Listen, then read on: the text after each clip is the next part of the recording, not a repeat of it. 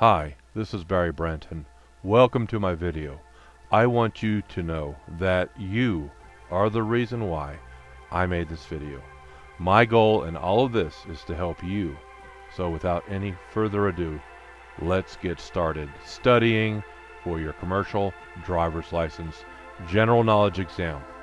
In this video, you and I will be covering part 1, which consists of 25 questions. In part 2, we will be covering the remaining 25 questions.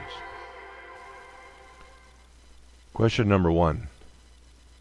You should cover your cargo because many states require it to protect your cargo from bad weather, to protect individuals from any spilled cargo. All of these are correct.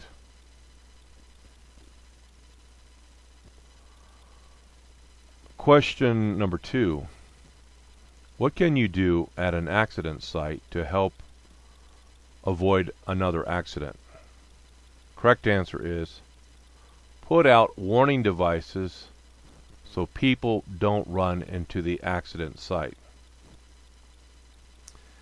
We have an explanation here. Unless you are injured, as a commercial driver, it's your duty to ensure that drivers see your vehicle at the accident scene. You should put out warning devices as quickly as possible as a means towards preventing further accidents. For example, a pileup.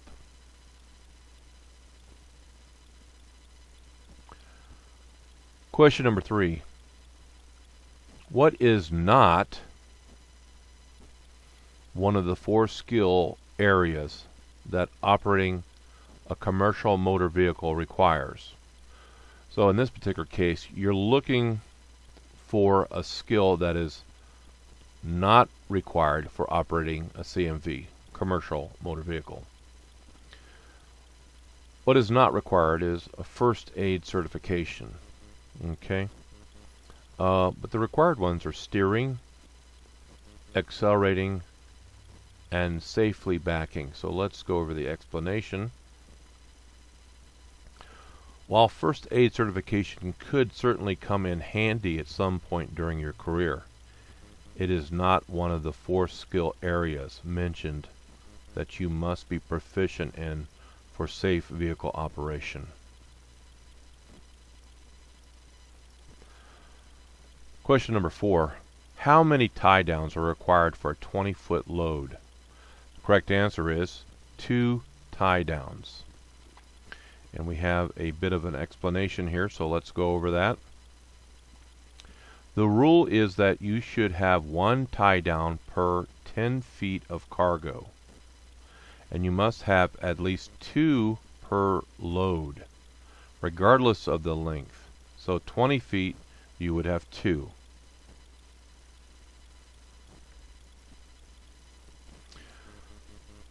Question number 5. The most important hand signal you should agree on with your helper is, the correct answer is stop. And we have an explanation. Unfortunately, let me just scroll this up some. Unfortunately, once an accident happens, you can't take it back. That's why it's absolutely essential that you and your helper have a very clear hand signal for stop, so that you'll be able to stop what you are doing quickly before an accident occurs. Question number 6. How can you start moving without rolling backwards? Now we have a question here where all the answers are correct. So let's go over each and every one of them. Engage the clutch before removing your foot from the brake. Put on the parking brake whenever necessary. Apply the hand valve. Now we have an explanation, so let's go over that. If you have a manual transmission vehicle, partly engage the clutch before you take your right foot off the brake. Put on the parking brake whenever necessary to keep from rolling back. Release the parking brake only, let me just repeat that. Release the parking brake only when you have applied enough power, engine power, to keep from rolling back.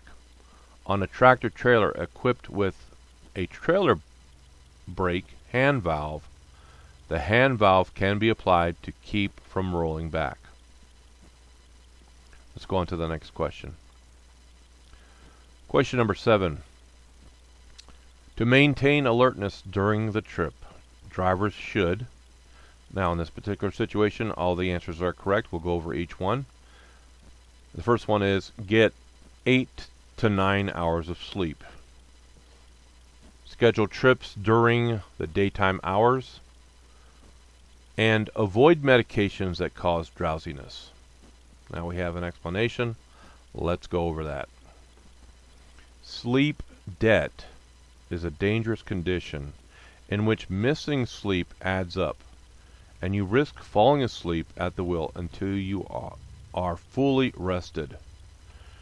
People are often surprised when they find out that getting less than 6 hours of sleep per night triples your risk of accident.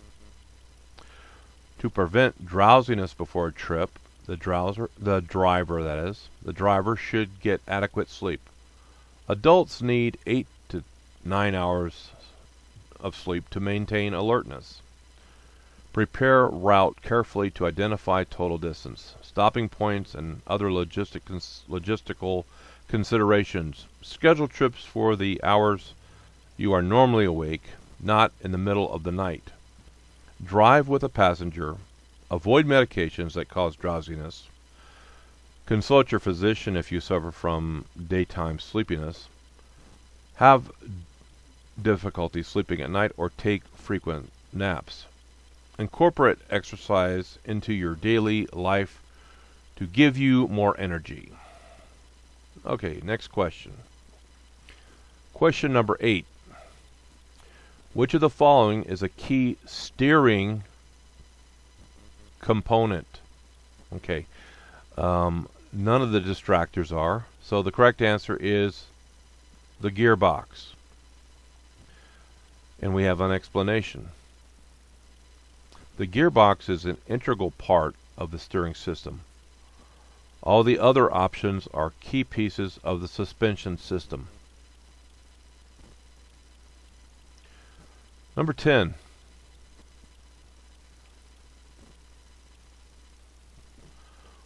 What is or makes up a hazardous materials placard? The correct answer is signs on the outside of the vehicle that identify the hazard class of cargo. We have an explanation here. Hazardous material placards are 4 regulated signs on the outside of the vehicle that identify the hazard class of cargo for those who need to know, such as emergency service personnel or those who load or unload cargo. Next question. Number 11. What will help a person intoxicated with alcohol to sober up? The only correct answer is time. And the explanation is there are no fast answers for getting the alcohol out of your system. Since it is inside your bloodstream, coffee and fresh air will not do the trick. You must wait until you are sober, or you risk losing your CDL if you drive while under the influence. Next question. The minimum tire tread depth for the front tires is 4/32 of an inch. And we have an explanation. The minimum is 4/32 inch depth for a tire tread on the front tires, while all the other tires require at least 2/32 inch of tread depth. So remember this: front 4/32, everything else 2/32. Okay, next question. Here we go. Question number 12.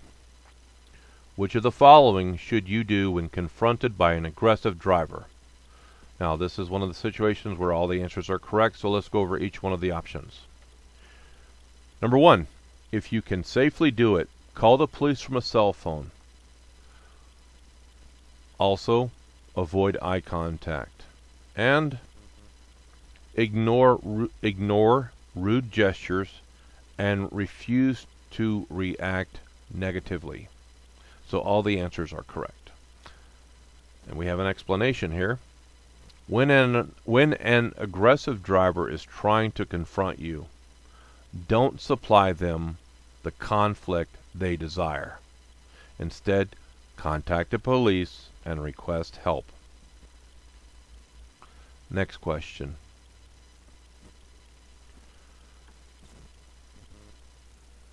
Question number 13. Where should you place your warning devices if you must stop on a one-way or divided highway? The correct answer is 10 feet, 100 feet, and 200 feet towards approaching traffic. And it helps me, if you're like pulling off on a one-way or divided highway, basically,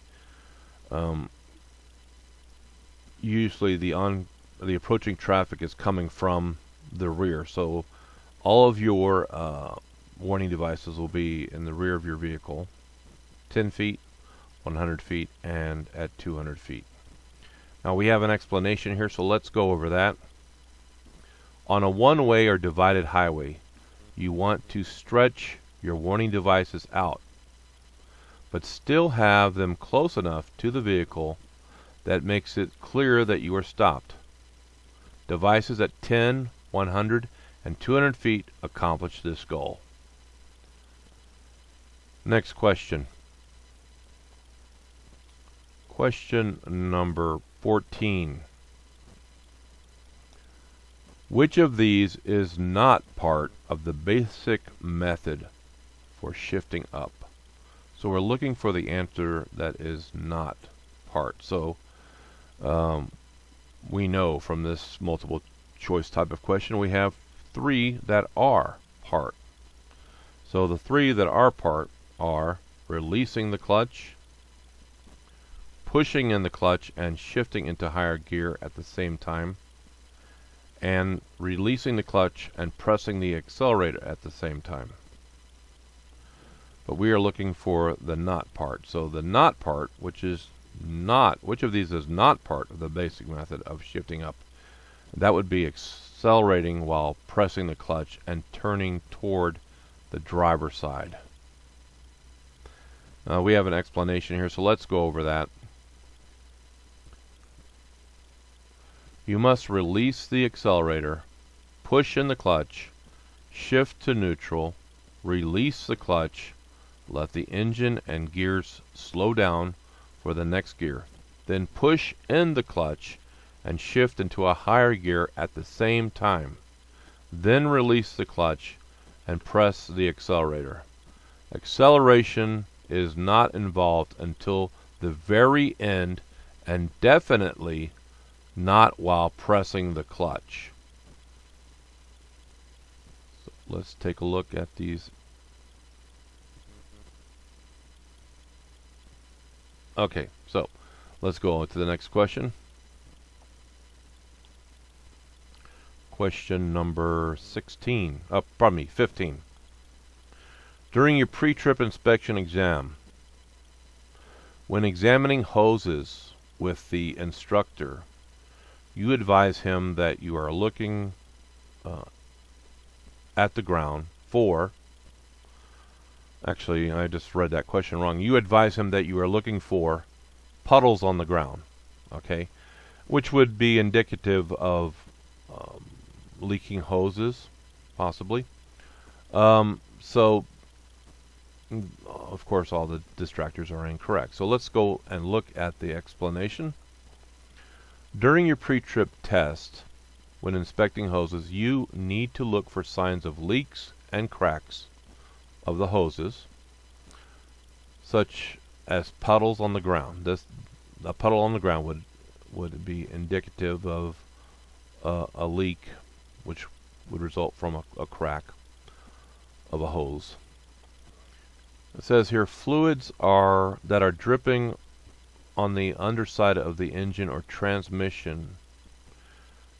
It says also check hoses for leaks or problems. Okay. All right, next question. Number 16. What is the gross vehicle weight? GVW. Okay. It's the total weight of a single vehicle and its load. Okay. Now we have an explanation here.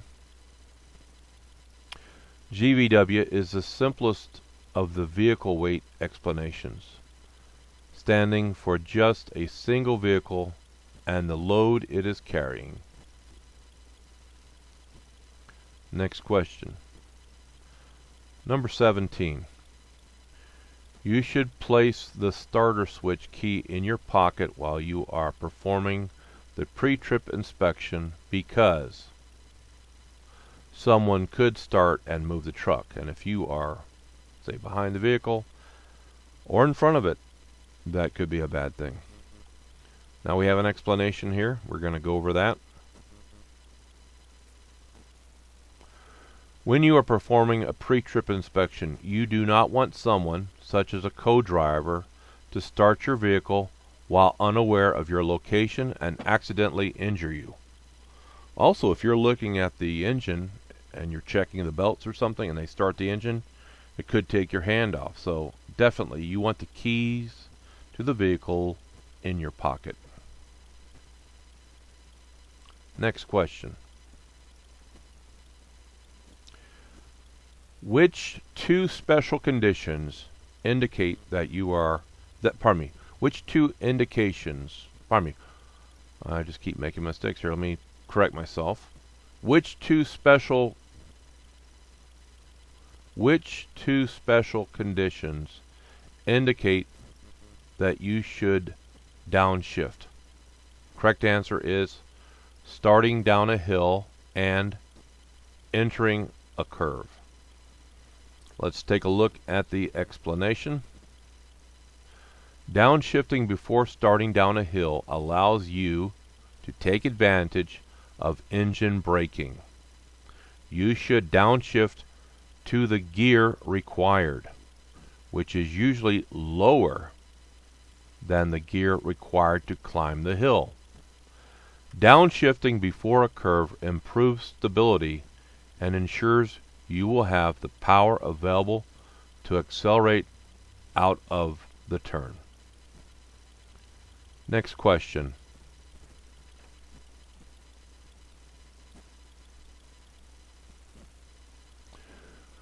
Which of the following determines the safe speed for going down a steep downgrade? Now this will be, all of these are correct, so what are the different components that are of this correct answer? Which of the following determines the safe speed for going down a steep downgrade? The road conditions, the total weight of the vehicle and cargo, the steepness of the grade. There are several factors that help you decide upon a safe speed for going down a steep downgrade, including its steepness, length, the road and weather conditions, and your vehicle and cargo weight.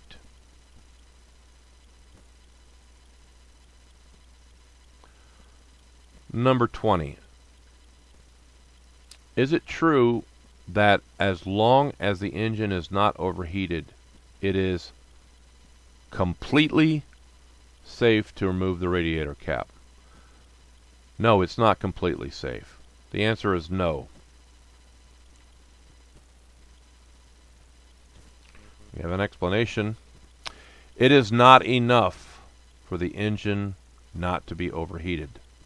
The system should have cooled down completely, and I emphasize the word completely,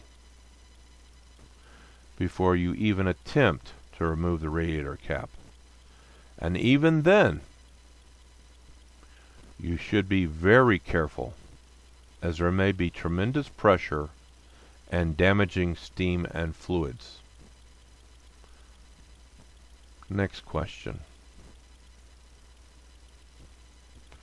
Question number 21. While driving at night, which lights should you use as often as you can?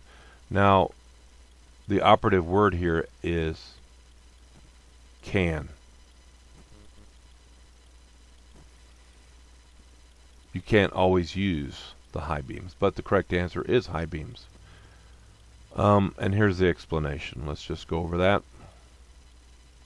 When driving at night, you should be using your high beams to expand your field of vision as often as possible, as long as it is safe and legal, and you will not blind any other drivers. The rule of thumb is to put them on as long as there are no approaching vehicles within 500 feet. Next question. Question number 22. It has just reached freezing. Which of the following areas is slippery? Now, this is one of the situations or one of the questions where we have all of them are correct. So the components are, which of the following areas are slippery? A bridge, when it's just reached freezing. A shaded area, when it's just reached freezing. A wet-looking road, when it's just reached freezing. All of those will be slippery. Let's go over the explanation.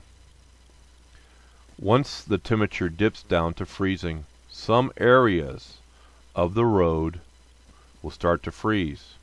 The first to go will be areas without sun, shaded areas, and bridges. If the road appears wet, that could also herald the arrival of black ice, a thin layer of slippery ice through which you can actually see the road. Okay, next question. What happens when you let air out of hot tires? Okay, the correct answer is this is a bad idea because when the tires cool off, the pressure will be too low. Okay, let's go over the explanation. When tires get hot, the air pressure rises. However, relieving that pressure will leave the air pressure too low later, and the tires may catch fire or blow out. It will also not have a cooling effect. If your tires are too hot to touch, stop until they have cooled down. Okay, next question. Question number 24. To help you stay alert and safe while driving, you should, and the correct answer is, avoid medications with warning labels. We have an explanation, which is, be careful with medications. Be careful with medications that warn you they may cause drowsiness. If you have a concern about prescribed medications, speak to your doctor. Do not even try to make up for sleepiness with coffee, fresh air, or especially alcohol. The only cure for being tired is sleeping until you are rested. Okay, now we have question 25.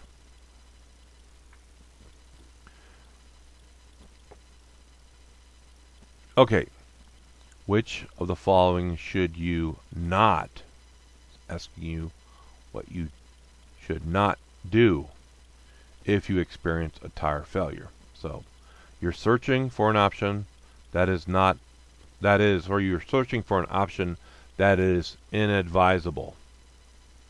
In other words, what you're not supposed to do. With respect to this question, okay, so it's inadvisable to engage the brakes hard and immediately. This is what you're not supposed to do, okay? What are you supposed to do if you experience a tire failure? Well, you need to be aware that the tire has failed, okay? You need to hold the steering wheel firmly, and you need to stay off the brake pedal. And here's our explanation. While it's natural to want to take control of the situation by braking, slamming on your brakes could actually put the vehicle out of control. So slowly brake once you are in control of the vehicle.